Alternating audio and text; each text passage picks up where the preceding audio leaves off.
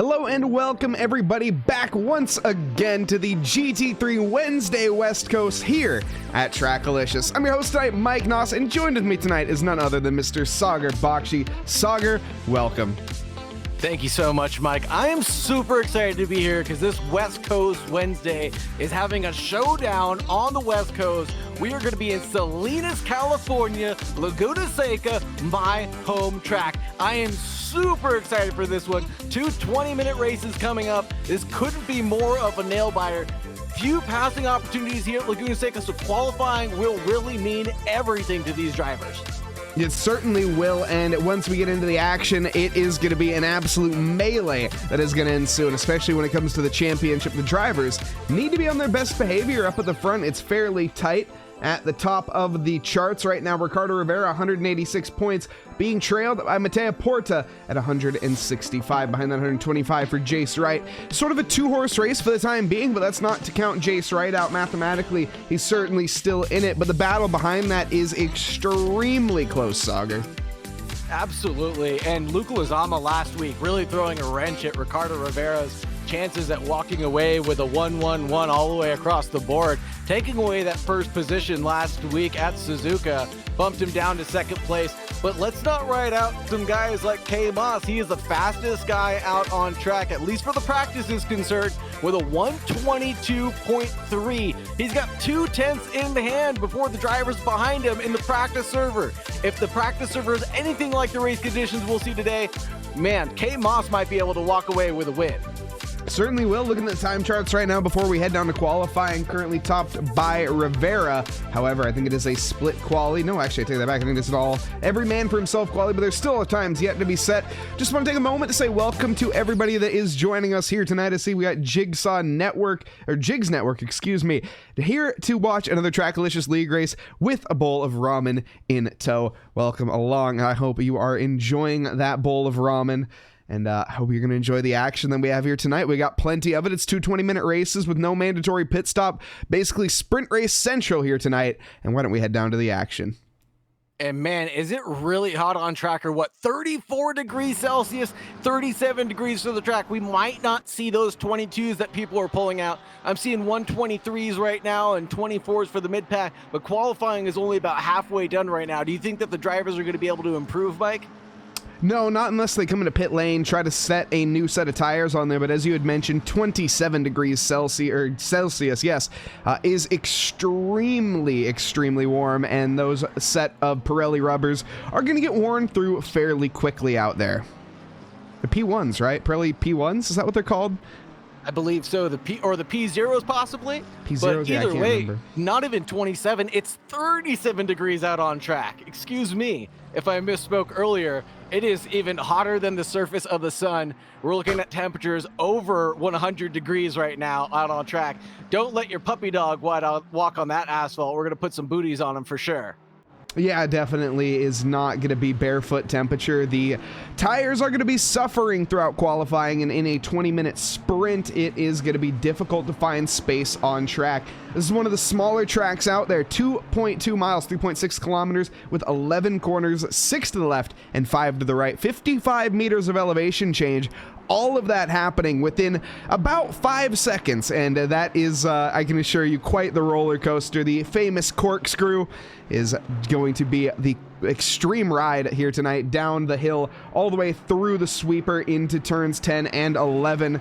And again, very, very fun track to drive. And you can see right now the margins, Saagar, are extremely close. P2 and 3 separated by almost nothing, and then the rest of the pack, or rather third, fourth, and fifth, or fifth and sixth, I should say, all within thousandths.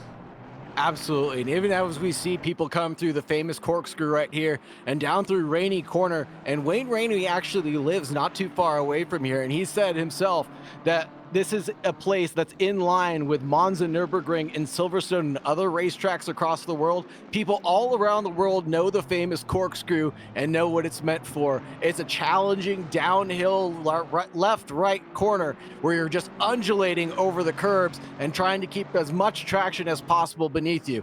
It's a great track, one of my favorites. Obviously, I'm a fanboy of it. and a great place to be. The Dust Bowl on the inside infield is a great place to watch the track. You're going to get some dust kicked up in your face from the boys who try to abuse track limits, but unfortunately it's really hard to abuse track limits here, because when you get out into the dust, into the gravel bits, it really hampers your efforts to do anything faster. Those changes were made back in 2005 by Yamaha, the organization, as they prepared for MotoGP to come here. And during that year, Nicky Hayden, the American kid, he came back and won it for us back in 2005. Yeah, absolutely awesome. A track that's rife with history, and hopefully more will be made here tonight. Up at the top right now, it is still Ricardo Rivera, Mattia Porta behind right now in second for the Italian team in the McLaren. Dan Brace in third in the BMW with K. Moss in fourth. Behind that, Jace Wright, fifth quickest right now with Joel Bandera in sixth, Kyle Hirsch in seventh, Daniel Hirsch in eighth. I'm assuming there is relation between the two. What that is, I am unsure, but if anyone has any idea, please let us know. Darren Wixt in ninth and Mason Perchalski in 10th. So close right now. It's just absolutely nail biter right now. 123-1, 123-2, 123-4. There's nothing separating these drivers right now up at the front, and even back through the mid pack, it's even tighter than that. You have P7 through P14 almost, all within a second of each other. Absolutely insane level of competition here at Tracklicious tonight. Yeah, it's going to be difficult to work through the pack. You can see the drivers. They are scrambling and rearing to get a time on the board right now that is going to improve, but the track space is limited. Very crucial to find a bit of clean air out there to get a clean lap out, because right now it is coming down to the wire. The track is going to be fully rubbered in, and the maximum lap times are going to be found at this time. And I think Matthias Portas just went even closer. What is that, 800ths between them now at the front? And Ricardo Rivera is going to have some challenging people behind him trying to get an overtake done, but Laguna Seca, not really a track where these overtakes are going to happen. You're really only going to have two opportunities: the Andretti hairpin at turn 2 and Rainy Corner at turn 10. Yeah, of course, the turn 1 officially is the slight, a little tiny left-hander, the unofficial kink, similar to Kyalami that we had the other day, has the first corner being a nuisance to commentators, to be completely honest, and the second corner is where the real meat and potatoes happens, down into the hairpin, a basically 180-degree turn into the very aggressive melee sector, and you have to avoid curbs here like a cancer, to be completely honest, and we are certainly not in Germany. You want to be avoiding sausages at all costs. Yeah, absolutely. These curbs are FIM grade, not FIA grade. So these are designed for motorcycles to get as much traction as possible and kind of punch them a little bit once they get out to track limits. So you have to understand these aren't necessarily designed as best as possible for prototypes or even GT3 cars. So going out on the curbs isn't the best thing in the world, but you can see the drivers are trying to use as much of the track as possible, and that includes using the runoff of the curbs. But as the slightest bit, as we just saw some pocket sand getting thrown out in front of us, again the pocket sand comes out because the drivers are just trying to use as much of the track that they paid for as humanly possible to get these turn-ins just absolutely perfect. It is so on edge here at Laguna Seca. Most of this track is flat out. As we come up the hill and go through the Ray Hall straight, a driver goes off and eats that sausage, and that's exactly what Mike Nause was talking about. It's one of the more tricky turns on this track. It is an aggressive left-hander with a big dip, and you can see right there as we traverse 55 feet of elevation basically within a blink of an eye. Well, 5 seconds, not quite the blink of an eye. This could be about 2.5 tenths of a second, in case you were curious. Also, welcome Adam Strange, Logan Sargent Fanboy, and Stream Espresso. Never learned how to count because I am number 1. I love that analogy. We also have Bartlett Sim Racing joining us. Welcome everybody. Hope you're all having a lovely evening, afternoon, or morning, wherever you are in this fine world. We see Mattia Porta on pole position after taking that away from Ricardo Rivera. However, Ricardo still has a chance to answer back. He's going to be one of the last drivers to get a lap, and he's currently improving.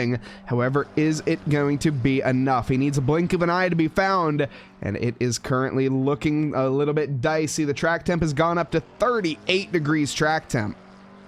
I don't think he's going to have enough in hand. He needs at least 2/10 to beat him. I don't think he's going to have enough getting to the line of 122.952. That will not be enough, but boy, was that close. Man, 400 separating the front two. Yeah, Holy Toledo. 45 thousandths up at the top is quite the margin. And it is going to get carried over to the race. We have a short outlap here. That is one thing that I am glad that I've remembered. We start at the back of the, I guess, corkscrew. And we'll have to begin there. There'll be no contact at the opener, thankfully. Also, welcome along, everybody. The Kush Commander as well. Welcome, Devin Anthony joining us. Appreciate all of you.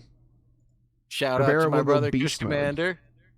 Why, perhaps this is an error, does it show you as one pit stop as well right now, mandatory for these drivers? Yes, it does.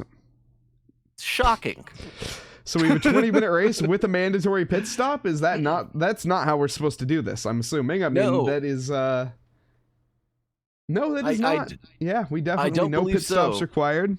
I wonder if there will be a restart. There might be a restart, however, we might just be rolling with it. We'll see what the admins decide on. And if they do continue it. I think this is a mistake, but it will be interesting. It certainly will be an interesting. I believe they are restarting the server right now, Mike Nause. A little Control-Alt-Delete will get us back into looking at the new server. Yep. I think my game fully crashed. Sick. Mine as well. We go back to the booth. And in the background, we play some lovely Chris Laronde beats while we I'll keep us entertained for just a moment with some Laguna Seca facts. So Laguna Seca has undergone a lot of changes since 2005 and up to today. So a lot of the organizing managers used to be a part of an organization called the Sports Car Racing Association of the Monterey Peninsula, aka SCRAMP. Scramp has now left the organizational management of the track, and what they're doing is they're transferring over to a new one, which is called the Friends of Laguna Seca. And the Friends of Laguna Seca is actually owned by a race car driver who's choosing to remain anonymous at this point and has made at least a $500,000 donation. Thank you for being on the podium, Limelight. Appreciate you being here. Talk about $500,000 donations. Yeah, give us the $500,000. Mike Nause needs a brand new PC. Let's go. But the $500,000 are going to go to major track improvements overall. And as we know, Laguna Seca just underwent a pavement resurfacing. So they basically took off all the old asphalt and repaved it into this new beautiful tarmac that we see. And the drivers have already said that they're getting at least 3 seconds faster than they have been before. So it's been phenomenal to see these improvements happen. One of the other phenomenal improvements that's happened at the track is the Turn 1 pedestrian bridge has now become ADA accessible, allowing people from all sorts of disabilities to be able to traverse themselves via a go-kart, bicycle, wheelchair, all the way around the track. Rather than having to come down the massive corkscrew hill, they can go to the first corner and then go over the pedestrian bridge down into the paddock, which has been a great addition for people on bicycles, wheelchairs, and other mobility devices like go-karts and golf carts as well. Heck yeah. Love to hear it. Bringing in the facts about Laguna Seca here tonight. We have a couple questions in chat. We got time to answer them. Why not? Did I end up watching the Clone Wars? Not yet, but I will. I did finish my my Lego Ninja, though. If you check the Hobby Lobby chat in Discord, you can see a picture of it added to not just lit up, but nice and closed up on my shelf with its container. That's a new addition to the shelf. In fact, complete edition. I would say it is. Looking at it now, it is now complete, and I don't think there's much room for anything else on it. But maybe one day we'll get more shelves. I already have a couple other projects that I need to build, but I need, again, shelves. That's the issue right now. I'm sure you can fit a Countach or the GTR up there, right, Mike? No, I don't think I'm out of ceiling room is the issue. I've ran out vertically. Oh gosh, now you're just gonna have to go to sticking them on the wall. Yeah, but that's also not much of an option considering my setup, unfortunately. My streaming abilities limit the amount of space that I have. We'll just put it that way. Fair enough. Fair enough. I completely understand the sentiment. A lot of wall real estate has been consumed as well for myself due to all the equipment that I have. And obviously most of us have sim rigs set up in our homes as well. So that takes care of at least 2 or 3 love seats in the house, and myself included. I wish I had more wall space, but then you've got the rig over there. You've got a ton of other things going around. And I researched what Julia meant because Logan Sargent fanboy, Deep Charlie, XCX analysis. I've become a hardcore fan. Very interesting, Carson. Glad to hear it. Fair enough. And Logan Sargent fanboy asked, "What's your opinion on the Olympics, Mike?" I'll let you weigh in on that one. I love the concept of it, but flawed in execution. That's all I will say.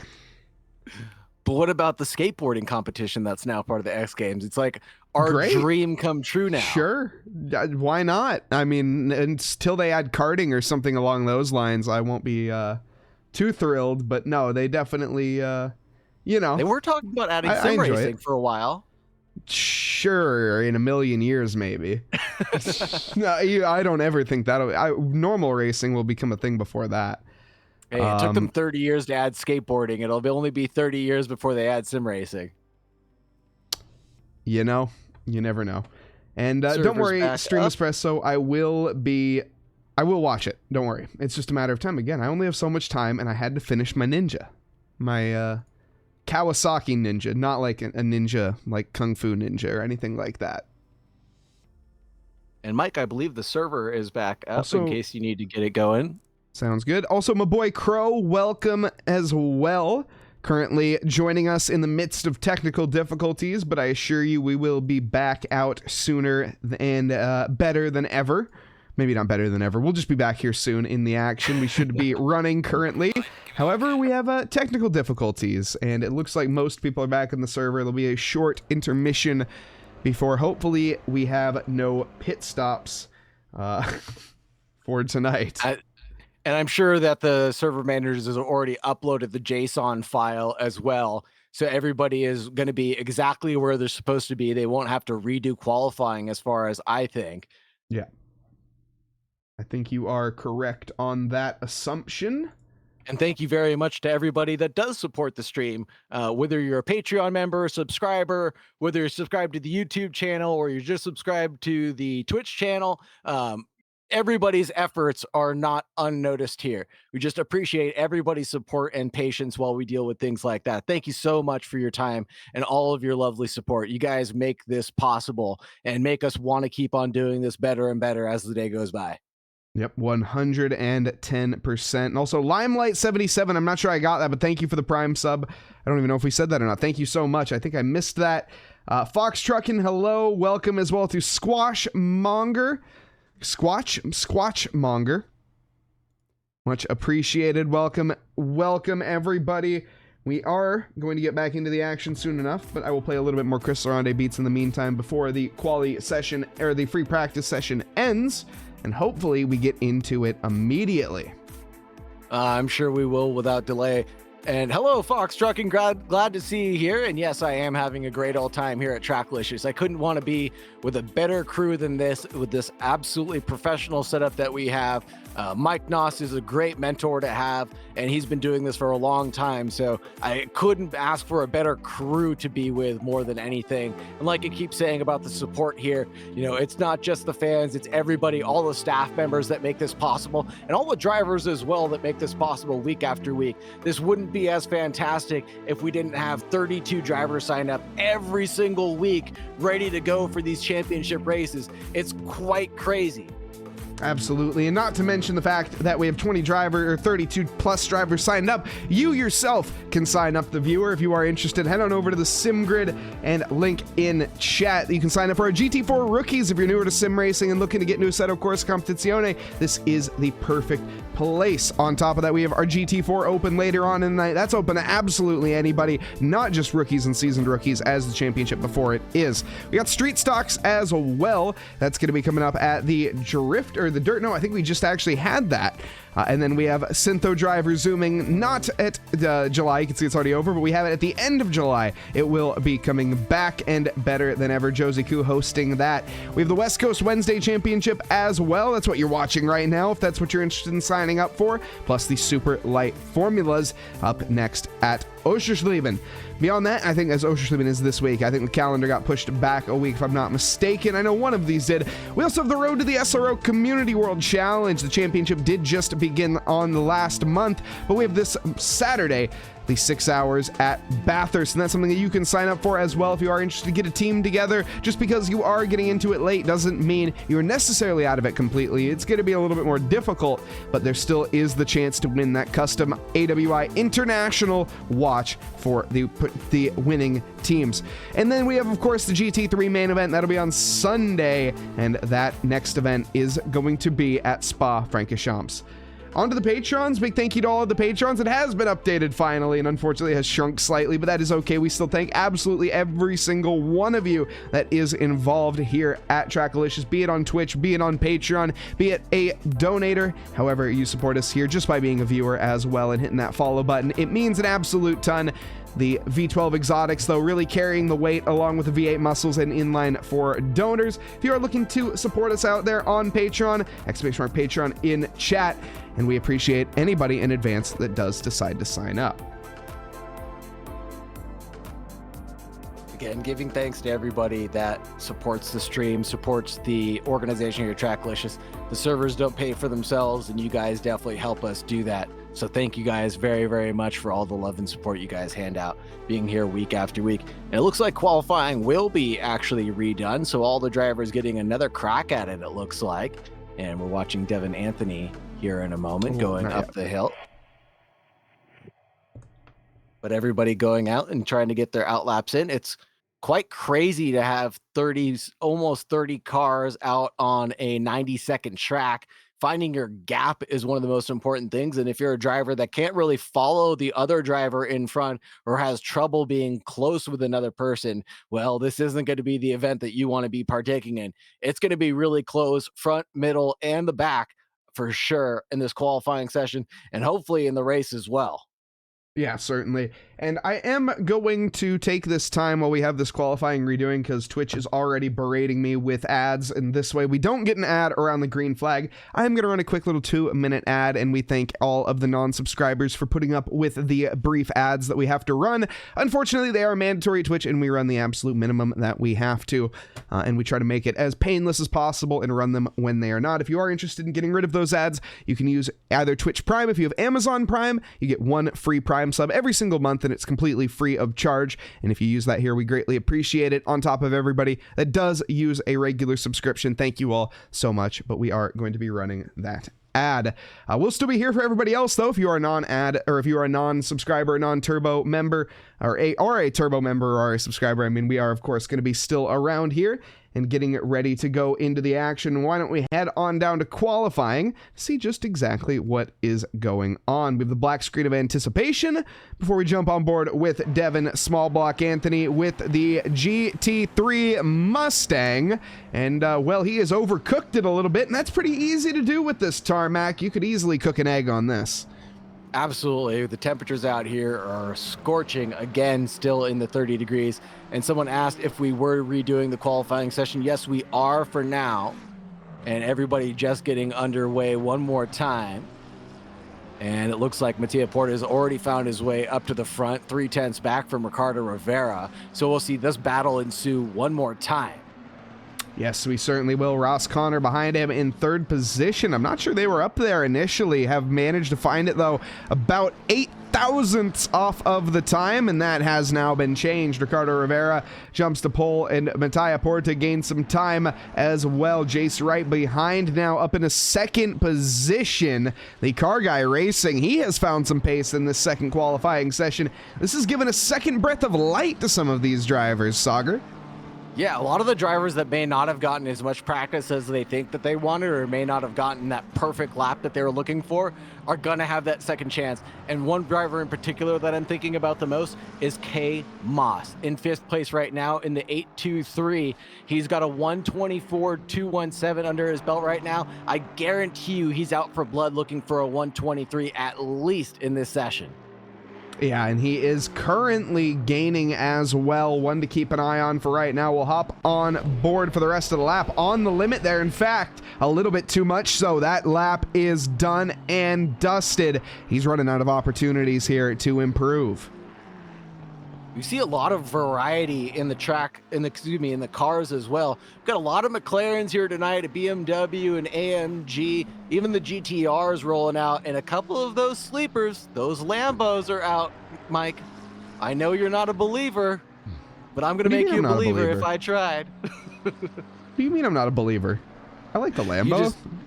You love the Lambo, but you don't think they're as sleeper as I think that they are. I don't think sneaker OP. Oh, I wouldn't go that far, that's for sure. They're definitely not meta, as much as I hate to say it. I wish they were, but they're not. They're all right. They're pretty good. They're definitely a car of choice, and I don't fault anybody for driving it. The McLaren, though, certainly seems to be the dominance here tonight in terms of car selection. It looks like over half of the grid by just glancing at the timing chart, and it looks like the top half of the field also saying the McLaren was a pretty decent choice tonight.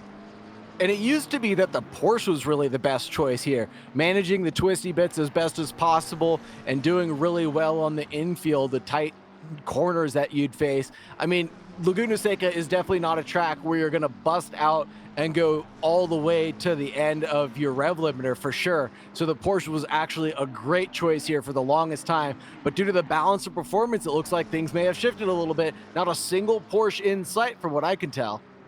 Yeah, the Porsche just hasn't been the choice recently for any track, to be fair. I don't think that's necessary. It probably still is quite strong here, I would imagine. It's just that on other tracks, you're compromising it. Remember, you're not choosing a car for the track, you're choosing a car for the championship, and if you do decide to change cars, you will lose your points. So, be it a Porsche, it's a risky choice. If you're choosing it in this day and age, the 992, there are some people that will live and die by that car. I am not one of them. Well, I guess I say I am one of them. However, I'm just one of the people that will die by the car consistently, repeatedly, over and over again by smashing myself into a barrier. That's just been my fate with driving the 992, at least. I'm not a rear-engined fan, more of a mid-engine guy. And we also have a fun fact redemption. I have a good one here for us. Laguna Seca has been featured in several movies over the years, some of which including Herbie Goes to Monte Carlo, The Rock from 1996, not starring Dwayne "The Rock" Johnson, by the way, Days of Thunder, and Ford versus Ferrari from 2019. Really? I had no idea that this was featured in Ford versus Ferrari. That's a really good fact. Yeah, apparently it is, honestly. I'd have to go back and watch it, but ChatGPT seems to think so, and ChatGPT has never been wrong, has it? Oh man, ChatGPT did me dirty last week, so we're not even going to talk about that. It did. Also, Connor actually jumped his way up to second place for just a nose hair of a second, but got bumped down into third place in that number 74. He put down a 123.340, so just a couple hundredths away from Ricardo Vera's 123.310 and a 123.1 up at the front. And he's not improving right now, and he's going a little slower than most. Yeah, certainly is. And Adam Strange, you never seen any of those movies? Out of those movies, in order, that ones you should watch, I've never seen a Herbie Goes to Monte Carlo or The Rock. However, Days of Thunder is an amazing movie, and Ford versus Ferrari is a superbly amazing movie. So I'd highly, highly recommend Ford versus Ferrari. Definitely one to watch if you are a racing fan and like racing movies. It is top tier, next to Rush, I would say. Days of Thunder, that's the one with Tom Cruise, yes? Oh, jeez, you're just now. See, I'm not the guy to ask. Oh, man, you're the movie guy. I'm not the movie guy. Since when am I the movie guy? I know nothing about movies. Tom Cruise is in that movie, along with Nicholas Kidman. Nicole Kidman. Nicholas Cage and Nicole Kidman. John C. Reilly is also in that movie. Ooh. Back in the 90s, so A younger version of John C. Reilly. That'll be a good movie to watch soon. Ricardo Rivera, Matias Porto, and it looks like Ross O'Connor being 1, 2, 3 right now. Kyle Hirsch, Jace Wright, Kay Moss, Mason Pirachowski, Professor Kronotis, Joel Bandera, Potts Weaver, Joshua Worley, Kuzya Terekov, Alex Freeman, Darren Wicks, Daniel Hirsch in 15th place. Then we got Curtis Rustin. I don't mean to cut you off, Saagar, but we do have Mattia Porta potentially on to pole position here. He crosses the line. He is just off the ball. 25 thousandths. He improved his lap time there by 10 thousandths of a second, but it wasn't enough. Still, just the finest hair margin separating the two at the top. Again, they're doing it all over again. This was what happened in our first qualifying session. It happened again, and it looks like it has happened again. Okay, game, don't break this time. But it has... Oh, no, it's broke again. It literally... Okay, can I leave before... I have to... it looks like it broke again. I have to leave before it breaks more. We're back in the booth. Is it working for you, Saagar? It is not. No, the game has crashed again. Yes, I got out of the server in time before the game crashed. Okay. That was what I was trying to do. Hopefully we get some racing tonight, folks. Why can't the server servers today stream espresso? We are not the people to ask on that one, unfortunately. We are just the ugly faces and the guys that talk about the action. Timer is still running. Laguna broken. Eric, we're gonna need an update here. You have some time to deliberate, but we are gonna need an update soon here. Are we? Yeah, I mean, are we gonna be able to race tonight? That's gonna be the question to ask. Server, is ACC down? Is the question, or is this a server issue? Let's take a look. ACC actually does seem to be up, but it's been having a couple issues today, it seems.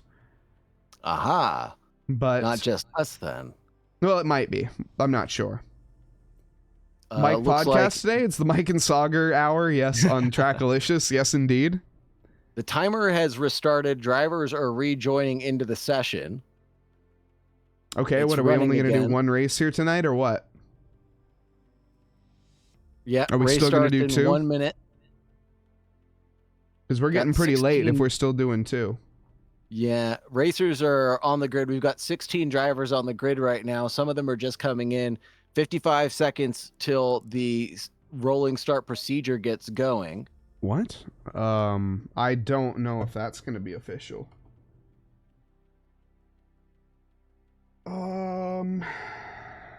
Yeah, we'll see.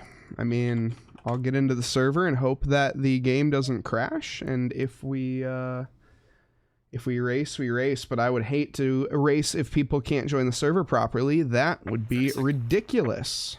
We've got more people joining right now. We're up to 18, and the session has been restarted to allow people more time to get back in, which is great. Okay. And we've got 20 of the 27 drivers, if I'm not mistaken, get into the grid. So things are going just fine again. One can hope. Everything working on my end. It seems to be everything working on my end as well. So I guess we're rolling. If you are a driver that is looking to get in the server, get the heck in the server, because you gots to go. Thank you very much, Senior Silverback, for the follow. I do have a fun fact about Silverback Gorillas as well. That has just brought that up if anyone is interested, but we haven't had another redemption since then, so we won't go with that. But Silverback Gorillas are pretty cool animals out there in the wild, so I love the name. Bring it. We do have a redeem a fun fact, so we encourage you to use your hard-earned fuel. And there we go, Disco Jaden hitting it. Silverback Gorillas. Oh my god. Okay, well, this is all going to the Silverback fact, not rhyme intention. But of course, Silverback Gorillas are some of the most passive animals when it comes to their pack and their herd, as basically any animal species out there in the wild.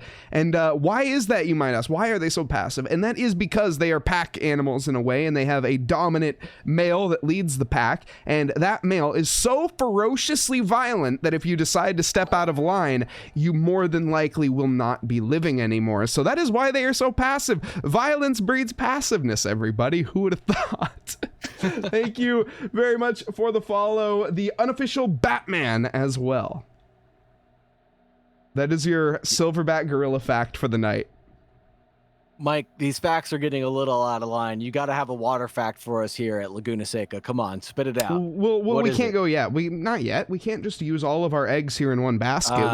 We got to space them out. We got plenty of racing, and I have no idea how much, to be honest. I need that answer. Eric, are we doing another race after this? Like, legitimately? Or not? Is this going to be a one race night tonight? Because, yeah, exactly. I can see that there are some people in chat that are not looking good for being able to race twice, so... Yeah. So what's the plan here? And also, starting positions. Look, race will not count for the championship. No pit stops. They're racing for fun tonight. Okay. That is the official call by Eric the Boskakas. To one race? Not sure so far, but we got apologies for the server issues right now. And got some people saying, okay, so no penalties then, right? Oh, no. I don't think that's how it's going to count, but I think everybody is just going to be racing for fun here tonight. And again, let's go out and do it. Yeah, I mean, I actually don't know if this race is going to be counted or not. I don't think there's been official word. Where's the official? I don't see the official word on that. The in-game chat. Oh, the in-game chat. Okay, gotcha. I don't have that open. Yes, sir. Gotcha. Well, we're racing, folks. We're watching some racing tonight. What's my take on astrophysics? My take on astrophysics is I don't know diddly squat, but I do know that Neil deGrasse Tyson is a awesome guy, and that's about all I'll leave it at. So he's pretty cool. So. This is actually going to be a really spicy race now that I'm thinking about it. With a lot of the drivers shaken up in the order, we're going to see Ricardo Rivera, excuse me, not Ricardo Rivera, we're going to see Mattia Porta come from 21st on the grid, through it, hopefully. This is going to be a really spicy matchup, and since the drivers know that this is all for fun, we might see some really exciting sends here on the start. We very well might, and we'll see. The elbows and the gloves are going to be off here tonight. We are going to be lined up 2x2 Noah's Ark formation here at Laguna Seca for the unofficial round 5 of Trackalicious. This is going to be one race here tonight. I'm Mike Nause in the booth. Joined with me is Saagar Bakshi, and we are green, heading down to the kink, and then the famous second corner where the action will unfold. Ricardo Rivera is pretty much steaming into the lead already. To the outside goes the 74, but it's pretty tough to challenge. Inside line, though, for Kyle Hirsch. Tries to take second position away here from Ross O'Connor. Looks like he might find it, but no, gets squeezed it out there last minute. Ross O'Connor holds on to P2. Behind that, Jace Wright battling for 4th position with Darren Wicks. The Nissan GTR has made up some ground here. 1 position already. Potts Weaver up a position as well. Seems like we've had a driver fall through the field. I'm not sure who. Actually, I think it was... I'm not sure who. Maybe there was a disconnect. Either way, the positions have shaken just slightly here, and we are already heading now down to the corkscrew and fairly nip and tuck. Oh my goodness, as I say that, Darren Wicks gets by Jace Wright. He has parked himself the wrong way in the gravel trap. Oh, Jace Wright, unfortunately, that battling McLaren going side by side up the hill. Going up towards the corkscrew, almost 3 wide there, just goes a hair deep, and then there's a bump in the rump in the back, and Matthias Porta gets collected in that with the Mustang, a couple of Mustangs getting involved in that issue. Well, this is a bit of a practice race for sure for some drivers, as this is going to be a bit of chaos and carnage on the first lap. And there we see more. Darren Wicks gets shoved out to the side there, and Kuza Terekov makes up a position. Potts Weaver trying to capitalize on the loss of momentum. Looks like they're a little bit further back, and Daniel Hirsch slips to the inside here. This is going to be a fairly easy position.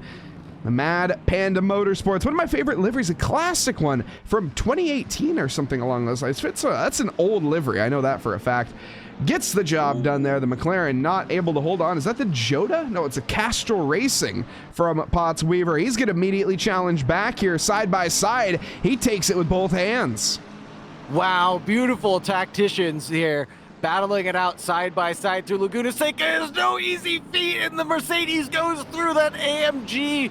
Just having the inside line there on turn 5 has the optimum traction position there, being able to just nestle his way through the track momentum. Does a great job of running up the hill, and the Castrol might come back here at the corkscrew, but no, backs off and knows this isn't a great passing opportunity. But there is action in the background as Jake Tyrrell gets passed by Mr. Freeman, and it looks like the battling McLarens have pushed through the Lambo.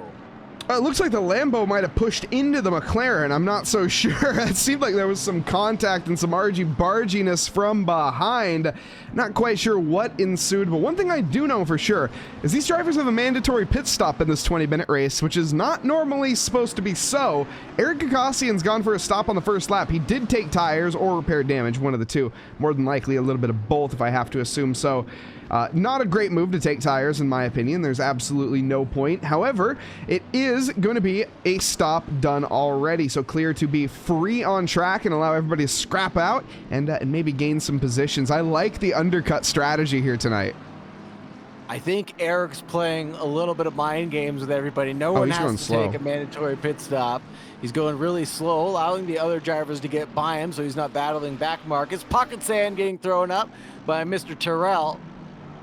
And we're back on with the Castrol car. Potts Weaver almost side by side with the McLaren of Mr. Freeman out in front, not doing so as they get towards turn 6 to the Ray Hall straight. Oh, and the BMW just tracks a little bit of that gravel off into the face of Mr. Worley in the background.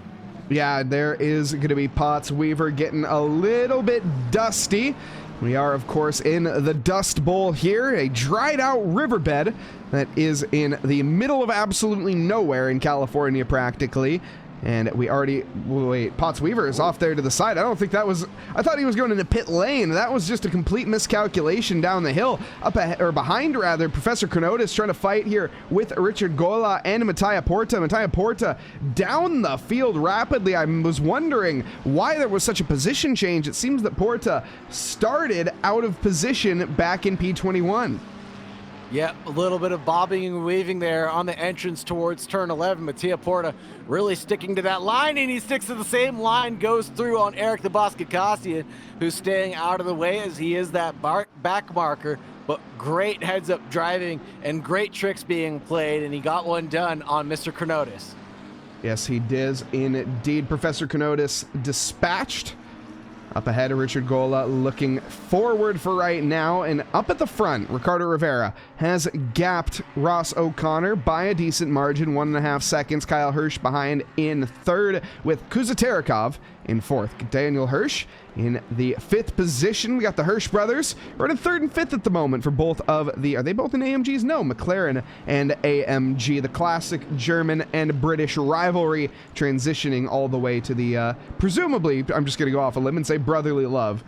Alex Freeman in 6th, battling with Joshua Worley, Mason Proszalski in 8th, Potts Weaver in 9th, and Richard Gola in 10th, as Mattia Porta has spun around at the carousel.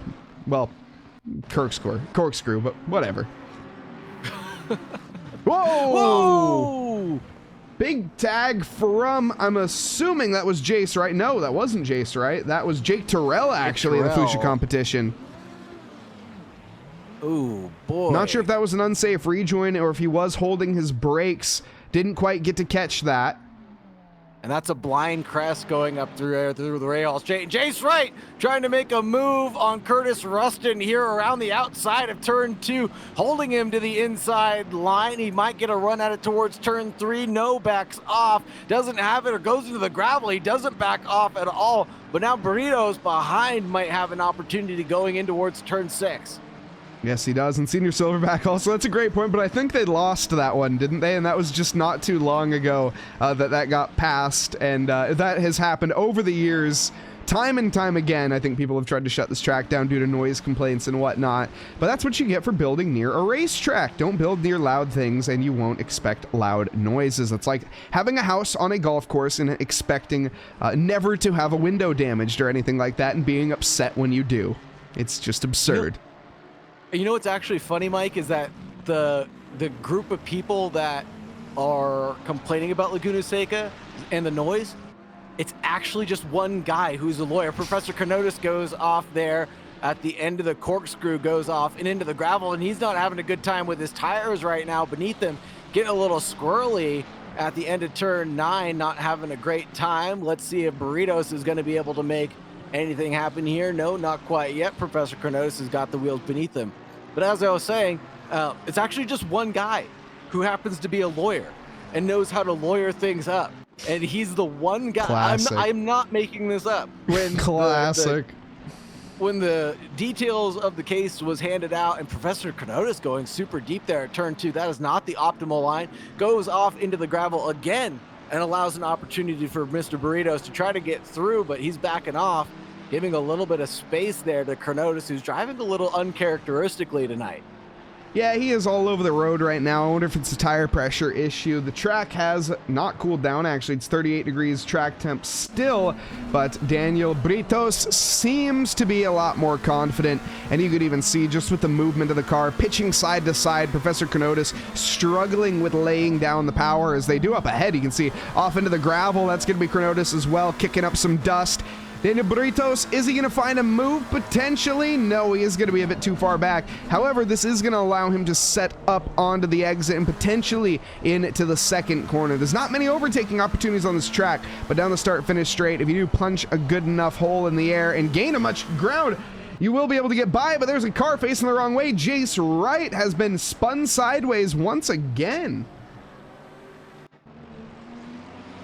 Super unlucky for Jace Wright. Let's see what happened here on the replay on the inside of Rainey, going side by side, hits the sausage curb, and then that's what lunges him around, and he's stuck in the middle of the track with nowhere to go except for back into the kitty litter.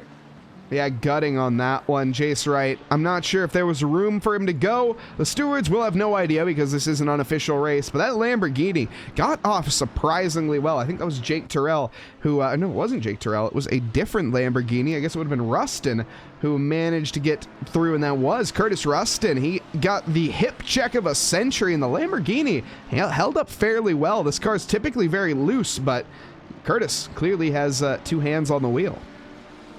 And we've got Mr. Gola as well up at the front in 9th place right now. He's also driving that lovely Lambo, doing a great job of showing everybody how much of a sleeper it is, as I keep on saying and reiterating over and over again. But the top 4 right now, Ricardo Rivera, O'Connor, Hirsch, and Worley. Didn't Daniel Hirsch qualify in like P12 this round? And he's probably made at least 8 places overall at this point. Daniel Hirsch, let's see, where the heck is he? He is currently up 7 positions, started in P11. Wow, what a great drive out of him, being right next to his counterpart, or there can only be one Hirsch. Who knows what the story is behind them. Let's hope they don't end up making that come to fruition. That would be a bit devastating, but it does seem like they are 8.1 seconds separated, and it's going to be tough for Daniel to reel him in. The pace, though, about a second a lap quicker. Still, though, with 9.5 minutes, it'll be one thing to catch. It's certainly another thing to overtake at Laguna Seca. I agree with you, Senior Silverback. Porsche not getting enough love this race, but as Mike pointed out, you're picking a car for the series entirely, not just for one race. Although you may have done well there, Daniel Hirsch gets the commentator's curse. Give it to us! Exclamation point curse in the comments, folks. As he goes off and gets back into 6th place. That's 100% a curse. We even looked at him. That was our fault. He's going to make these positions up no problem. This isn't going to be impeding him too much. He has the pace to gain. It's just that a slight little mistake there. Not going to be too much of an issue. Well, hopefully not, at least. He still needs to make his pit stop. Would like to see him come in eventually here, and I think that is one thing I hope most of these drivers remember, is that they have a pit stop to make, because they're not used to making pit stops in this championship. I wonder if they even do realize. Thank you very much to Dan Kama for the follow. Much appreciated. It should be ignored by all the drivers. At least that's what was said offline, Mike. The drivers are to ignore the pit stop requirement and that we're just driving out here for fun. Little flashy coming out from Pierchowski in the background. I wonder if he's letting us know that we're watching him, or he's got a little bit of a bone to pick as we go side by side with Mr. Wicks and Burritos. Burritos trying to go around the outside. Might have it pinned down towards turn 3, but that GTR doing really well in the twisty bits right now. We have Potts Weaver spun around on the racing line right now, and let's see what happened to him. Potts Weaver coming up towards turn 3 right now, steps his wheel off into the gravel, and that's what lights up the rear end and unevens that traction. And he goes round and just rejoins the track in an unfortunate manner, and that's what got him to that position. Wow, how did the AMG not make contact? Also, Ross O'Connor, the dominoes are falling right now, and it seems to be everywhere you look. Let's see what happened to our P2 sitter at the time into the same exact corner that Potts Weaver made a mistake. It's just a little bit different of a method this time. And again, another slow rolling car crash to watch. It's like seeing a car parked on a hill in the snow and having the e-brake on, and well, there's nothing you can do as soon as it starts sliding backwards. It's like watching a slow motion movie, but I can assure you it's real time. Man, really unfortunate. We talked about track limits really being an issue here, and the drivers are absolutely pushing it to the limits right now, using up all that curb and even touching the gravel a little bit. And every lap you think, oh, I can push it a little bit more. I can probably push it a little bit more. And then you get to that dramatic limit, and that's a cliff edge. It spins you around. The gravel is just absolutely unforgiving here, especially when you stay on throttle. Yeah, it certainly is. And the unofficial Batman, thank you very much for the hydrate. We'll caffeinate even though it's late at night, just about 9 o'clock. And the second race is technically supposed to be over by now, just about. We will be skipping post-race interviews at the end of this, I will imagine. And thank you. Welcome as well to Carlo Gabby. Welcome back, Carlo Gabby. Hope you're having a lovely evening, afternoon, or morning, wherever you are in this fine world. We're on the West Coast Wednesday Championship, but it's a little bit different this time around. We're kind of just having a bit of fun. There's not much of a race in terms of the championship, and by that, I mean the server decided to break, and these drivers are, or rather this race is not going to count towards the standings. It will be made up on a future date.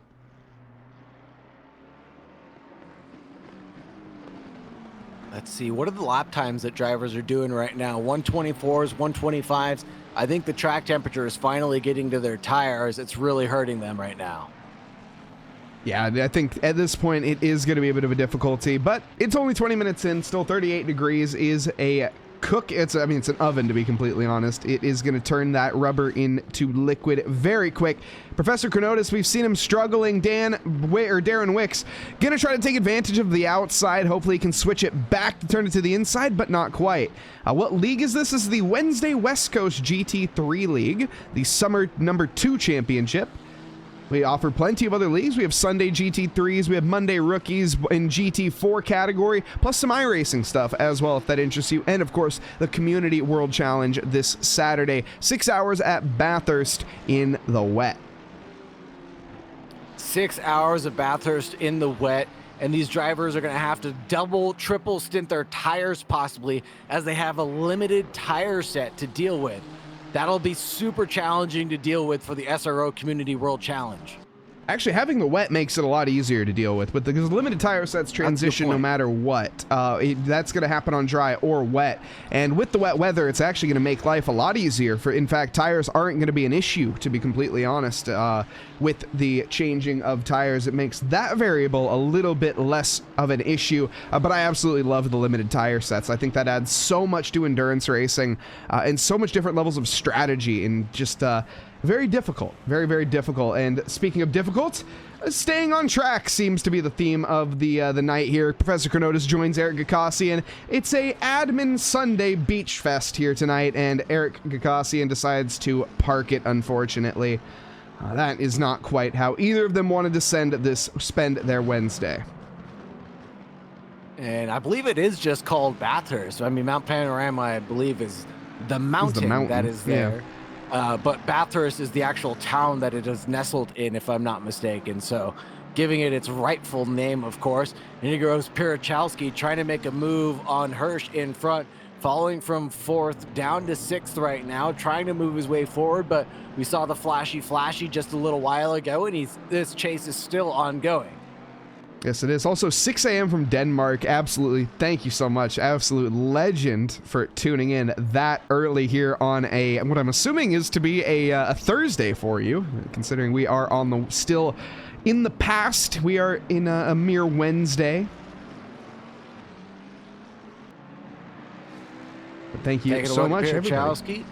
Trailing behind in that number 10, and here's Philip Souzo chasing down Curtis Rustin, I should say. And this is the McLaren on Lambo battle that we've got going on. We've talked about it before, and the raging battle continues. It does. And what if today, Logan, not even gonna get on it. Mason Przalski, 4/10 off of the back bumper currently of Hirsch.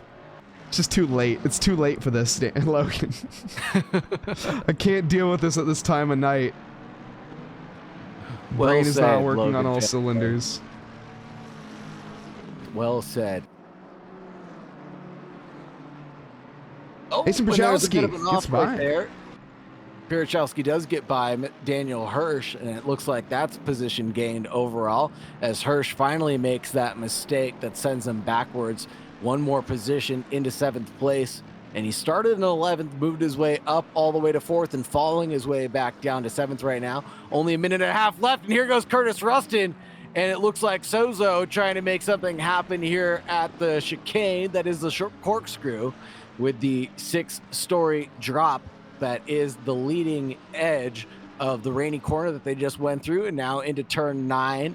A fast right-hander really trying to catch the dip there of the asphalt, and on their way into the final corner, things look nose to tail right now. Curtis Rustin having a bit of a run, but that McLaren just takes off on acceleration, heading towards turn 1. Underneath the turn 1 bridge we go right now, and out through the kink of turn 1, here we are. And now towards turn 2, the Andretti hairpin. Can Curtis Rustin try to find an alternate line or force an error out of the McLaren in front? I don't think so. The McLaren's pinching himself very neatly on the racing line and not allowing any mistakes to happen there.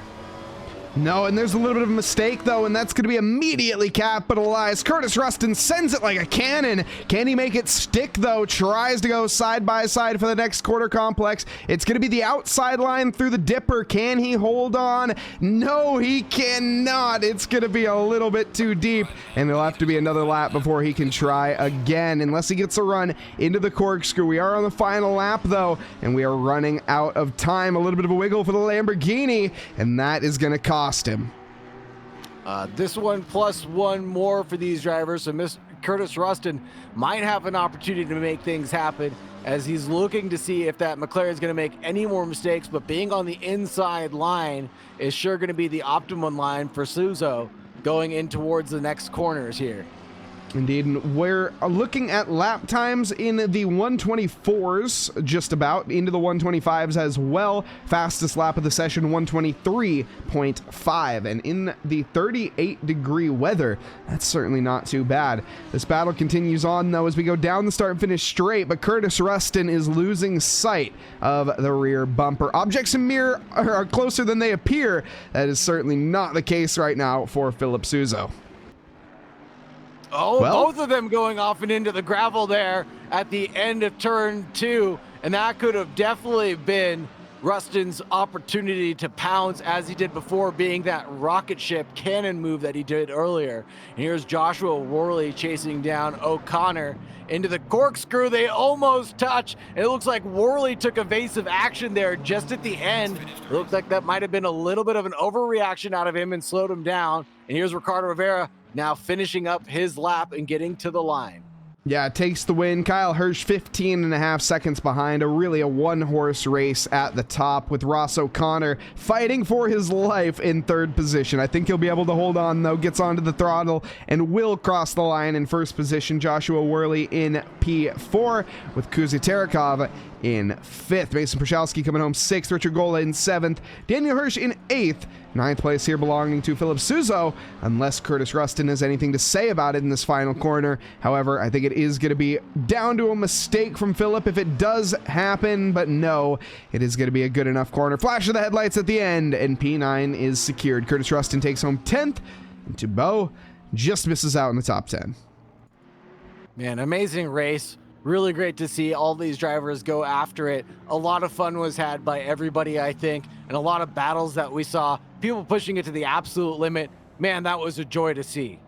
Yeah, it really was. And ignore all the penalties on the side, by the way, guys. This was, of course, due to the fact that there was an accidental pit stop happening. The server just not cooperating today, unfortunately, but I'm sure it'll be better in the next one. This is a very uncharacteristic mistake, and we obviously learn from our mistakes, and it will not happen again. On that note, let's head back to the booth. And again, I think we are just going to skip driver interviews here tonight, as it is a bit more of a casual one. But Ricardo Rivera taking the win over Kyle Hirsch, a very dominant one, Saagar. And the story behind, though, not quite the same. It was very tight all the way down to the wire. Yeah, super tight all throughout the field. A lot of drivers staying really close to each other. That was a ton of fun to watch and a ton of fun to commentate on. Just battles galore. Not a single moment without any action being shown. And a lot of the drivers finishing within tenths of the driver in front. I see Worley, Terakov. I see more of Curtis Rustin, Darren Wicks as well. Just all these drivers staying super close for the entire 20-minute race. And then obviously, I think the driver of the day being Daniel Hirsch, going all the way up to 4th. And even though he went down to 7th, I believe, he still had a great drive.